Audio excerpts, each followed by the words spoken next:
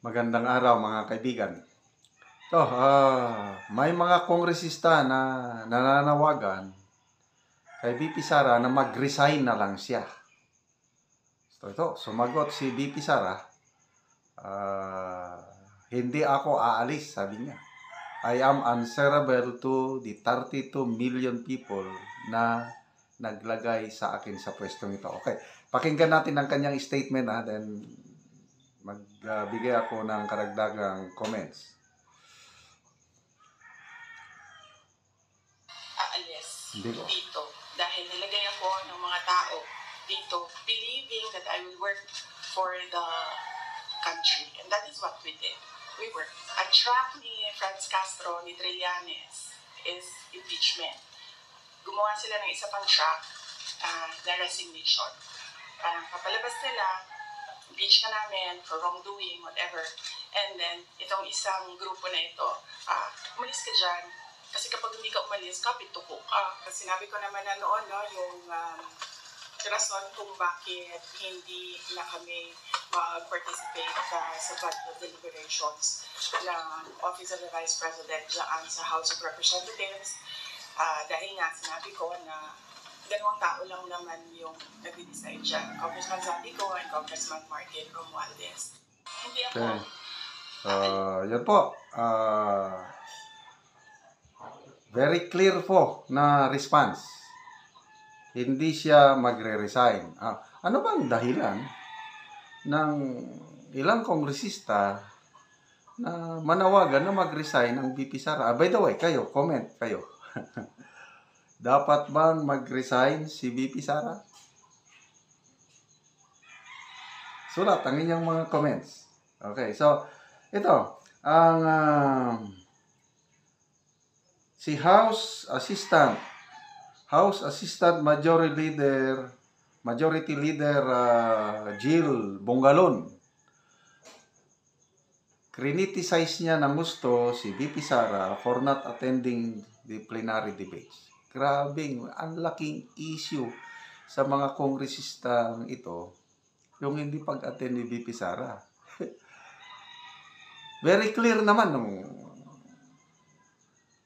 budget presentation pa lang, very clear na yung I leave it up to you, to the congressman, approve it or not. Hindi ko na depensahan ang aking budget. Bahala na kayo. O di ba very clear? Tapos ngayon na hindi nag-attend sa budget deliberation si VP Sara, galit sila. Binawasan na nga 1.29 billion pesos ang bawas. Hindi nagre-reklamo ang VP Sara. Ngayon, gusto pa nilang mag-resign.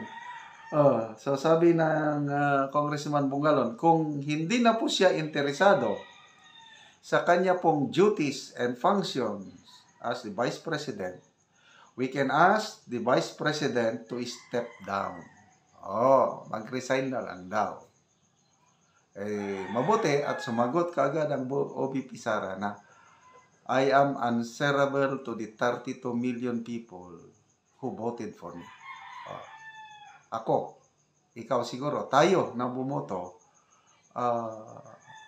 tayo ang mag-decide kung manatili pa sa pwesto si VP Sara o hindi.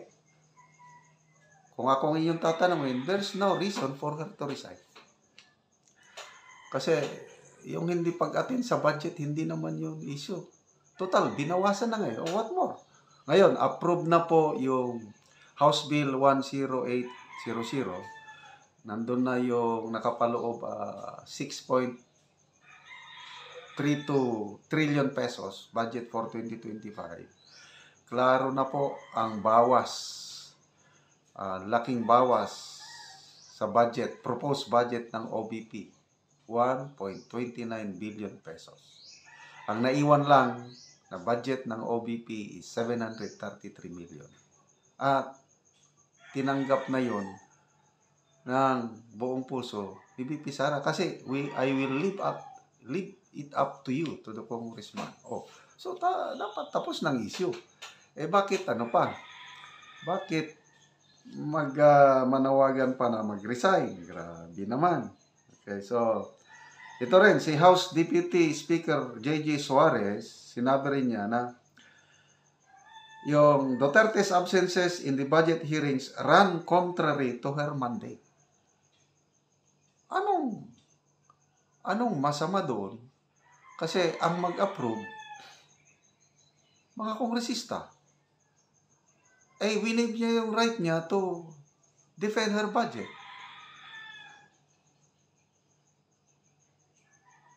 So, bakit pa ginagawang issue itong hindi pag-attend? So, ang response naman ni VP Sara is, she did not want to respond to the younger lawmakers in the House. Kasi, kung ano-ano ang itinatanong. Lalo na, yung matagal ng issue na confidential funds noong 2022. Siyempre, Vice President yan eh. Tapos, gigisahin ka ng mga batang congressman. So, kanya-kanyang diskarte yan.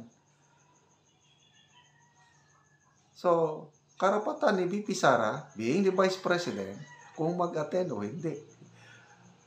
Total, ipinaubayan niya na sa mga kongresista yung pag-approve o disapprove sa budget. Sabi ni VP, hindi naman kasi ako sasagot sa young guns dahil kailangan ko sumagot sa 32 million na bumoto sa akin. Hindi sa isa o dalawang tao lang. Correct. Ang accountability ni VP Sara, yung tayo, 32 million people. So, ano ngayon ang standing ni VP Sara sa Filipino people? Tingnan nyo ang survey. Yung Pulse Asia survey, pinaka-latest. Sino ang nakakuha ng pinakamataas na approval and trust rating? Walang iba kundi ang ating VP Sara. Nung DepEd Secretary pa siya. Anong ahensya ang palaging nangunguna sa mga surveys? Most trusted government agency. DepEd. So, yun ang mga katibayan ng ating VP Sara, nagagampanan niya yung tungkulin niya. Balik tayo sa survey pala, Pulse Asia. 69% ang kanyang approval rating, 71% ang kanyang trust rating. Pinakamataas. Tinalo niya ang presidente. Ang presidente, 52% lang ang approval rating. Samantalang ang Speaker of the House, pinakamababa ang approval rating, 35%. So, nabanggit din ni VP Sara yung dalawang mortal na kaibigan. Kaibigan si Trillanes at saka si Franz Castro. Dalawang track, dalawang strategy. Impeachment at saka resign. So, kamakailan lang, nagbitiw na ng informasyon si ex-Senator Trillanes na naka-ready na ang 22 articles of impeachment laban kay VP Sara. I don't know kung gaano ito katotoo. Naghahanap na lang daw ng congressman na mag-endorse ito para i-file sa committee. Naka-ready na. So, yun. Impeach ka. O parang pananakot. Impeach ka. O para hindi ka umalis ka na lang dyan sa pwesto mo, mag-resign ka na lang dyan. Something like that ang diskarte ni itong mga mortal na kaibigan ni VP Sara. So, matutuloy ba yung impeachment? Medyo may kongresista na sumagot, yung young congressman, nakalimutan ko ang pangalan, na parang masyadong malaking issue, sabi nila. Resign na lang. So, ano sa tingin nyo? Mag-prosper ba ang impeachment? Kasi si VP Sara mismo ang unang nagbulgar nito na usap-usapan sa mga kongresista yung pag-impeach kay VP Sara. Up to now, wala pa naman. So, kung sakali mang tutuloy yan, medyo gahol na sila sa panahon. Kasi, kampanyahan na, at saka sayang yan. Waste of government resources. Sigurado yan, pag ituloy nila, papasa at papasa sa Kamara. Kasi marami talaga ang boboto in favor sa impeachment kay VP Sara sa mga kongresista. Kailang ang labanan sa Senado. Kasi ang mga senador, ang mga judges. Ang complainant, mga kongresista. Ah. So ano ang labanan? Sabi ni Trillanes, makakakuha daw yung impeachment case, makakakuha daw ng 18 senators na boboto against kay BP Sara para ma-impeach siya. So tingnan natin. Wala daw amor si BP Sara sa mga senador. O, tingnan natin. Okay. So, mamaya, mag-vlog ako tungkol sa budget deliberation naman sa Senado. A-attend ba si BP Sara sa Senate budget deliberation?